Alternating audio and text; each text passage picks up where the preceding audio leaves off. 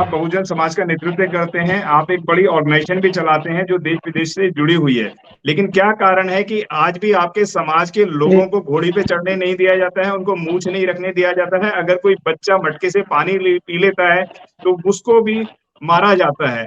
क्या कहना चाहेंगे जबकि 133 सांसद हैं, अगर वो लोग बहिष्कार कर दें तो बीजेपी घुटनों पे आ जाएगी, लेकिन उसके बावजूद भी कोई भी अपना रेजिग्नेशन देने को राजी नहीं है। यूं कहें बाबा साहब के नाम पर कोई भी कुर्बानी देने को तैयार नहीं है और बाबा साहब की बात सभी लोग करते हैं, कोई भी पार्टी हो, और बहुजन समाज के लोग को ऐसा लगता है कि जो सिर्फ बाबा साहब के पुत्र ही हैं वो। क्या कहना चाहेंगे सर?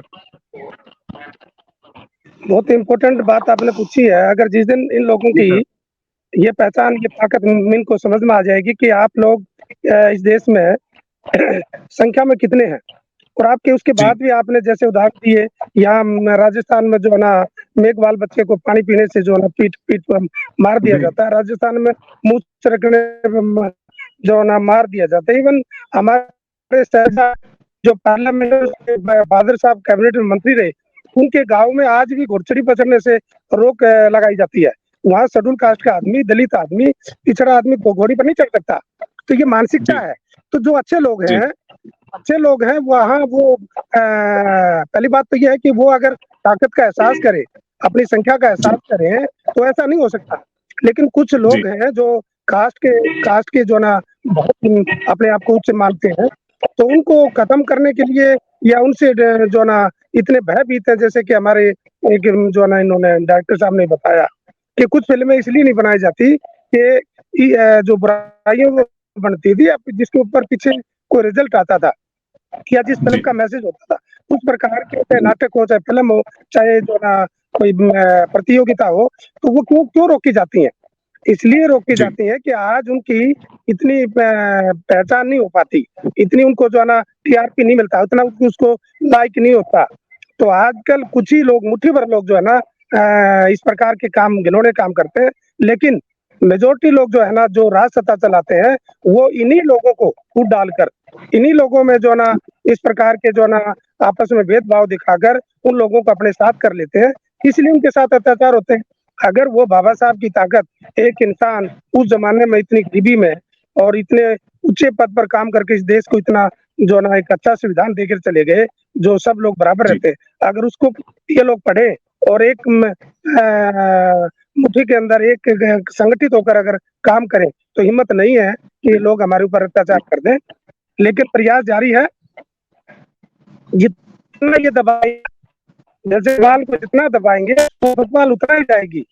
आप देख रहे होंगे कि जो है ना जी। हम आजकल कितने तेजी से जो है ना, जो बहुजन समाज के लोग हैं, मुस्लिम समाज के लोग हैं, अल्पसंख्यक के लोग हैं, और एक तो मैं ये भी समझता हूँ कि जो अच्छे लोग हैं दूसरी जातियों में, वो भी इस प्रकार की जो है ना बात समझने लगे हैं कि इनके सालजादी में नहीं फंसने वाले लोग हैं, इनके बकाये में नहीं आने वाले लोग हैं। और मुझे लगता है कि 2024 का जो चुनाव आ रहा है, 2024 का एक निर्णायक चुनाव, सभी लोग मिलकर एक निर्णय करेंगे और इस प्रकार का जो ना जो माहौल बना दिया, डराने वाला माहौल है, इस देश को जो है ना सारा देश को बेच के खा गई, इतनी महंगाई कर दी, बेरोजगारी कर दी, उन चीजों के ऊपर जो है ना लोग समझने लगे। मुझे लगता है कि अब लोग, बहुजन समाज के लोग हैं, वो अपने अधिकारों के, अपने वोट का जो ना महत्व को समझेंगे, और शायद अब हम जो ना आगे इस बात का मुकाबला करने के लिए तैयार होते जा रहे हैं।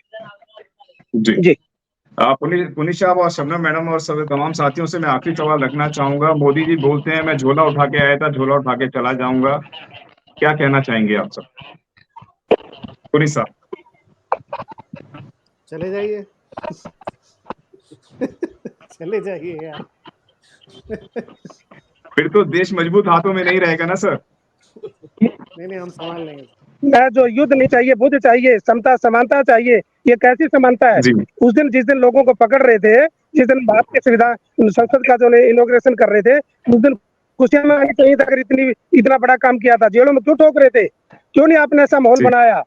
क्यों नहीं आपने जो ना लोकतंत्र का जो ना सम्मान किया? क्यों नहीं सब लोगों का सम्मान किया? आप क्या समझते हैं कि हाथी के दांत खाने के और दिखाने के कुछ और है? ये जो ना झूठ बोलते हैं, ढोंगी हैं, और ये जो ना बोलने में माहिर है।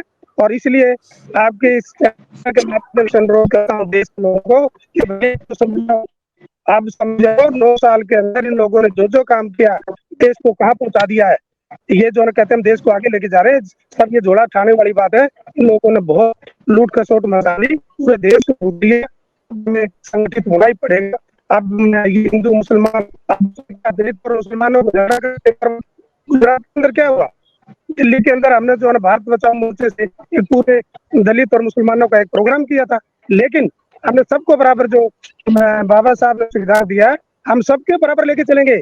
हमारा जहाँ भी राज सत्ता रही, हमने सबको समान समझा है, सबको समान दृष्टि से देखा है, कहीं भेदभाव नहीं हुआ किसी की जाति और धर्म के साथ। ऐसा हमें राज चाहिए। जी जी। शबनम जी, मैं आपसे एक अंतिम सवाल रखना चाहूंगा। इस नए संसद के अनावरण को किस नजर से देखते हैं, वह हमें बताएं। मैंने तो आपको शुरू में ही बताया कि नया संसद तो ऐसा लगा ही नहीं कि संसद भवन है, ऐसा लगा कि एक मंदिर जिसमें हिंदू राज्य की स्थापना हो रही है। तो बहुत तकलीफदेह है जिस तरह का इस पे पैसा लगा है, और जिस तरह एक संसद के अंदर धार्मिक गुरुओं को लाके वहां पे पूरा पूजा पाठ हुआ, वो उसकी जगह संसद में नहीं है बिल्कुल भी। और आपने जो पहले कहा था कि ये झोला उठा के चले जाएंगे, देखिए ना तो ये जाएंगे, और इनको निकालना एक बहुत जरूरी तो है लेकिन बहुत मुश्किल काम है।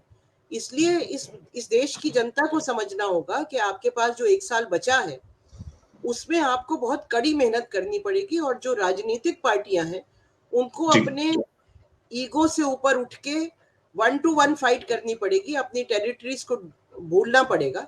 अदरवाइज 24 में अगर ये वापस आते हैं तो उसके बाद जो हमारा संविधान है उसको जरूर ये कूड़े में फेंक देंगे। आज तो इन्होंने अंबेडकर की प्रतिमा को हटाया है नई संसद से, अंदर शायद कुछ लगी हो, लेकिन संसद के बाहर एक अंबेडकर की प्रतिमा होनी चाहिए थी जो नहीं है। उसके बाद तो 24 के बाद तो संविधान भी नहीं रहेगा, इसलिए इनको गद्दी से उतारना जो है उससे ज्यादा जरूरी इस वक्त देश के लिए और कुछ नहीं है। जी। मैं तमाम साथियों का धन्यवाद करूंगा जो इस अहम चर्चा पे आप सबने हमारे से समय निकाला और इस चर्चा पे अहम चर्चा करी। धन्यवाद आप सभी का। Thank you. Thank you. अगर आपने अभी तक हमारा चैनल सब्सक्राइब नहीं किया है तो सब्सक्राइब करें और घंटी का बटन बिल्कुल भी दबाना ना भूलें, ताकि सभी लेटेस्ट खबरें पहुंच सकें आप पे सबसे पहले।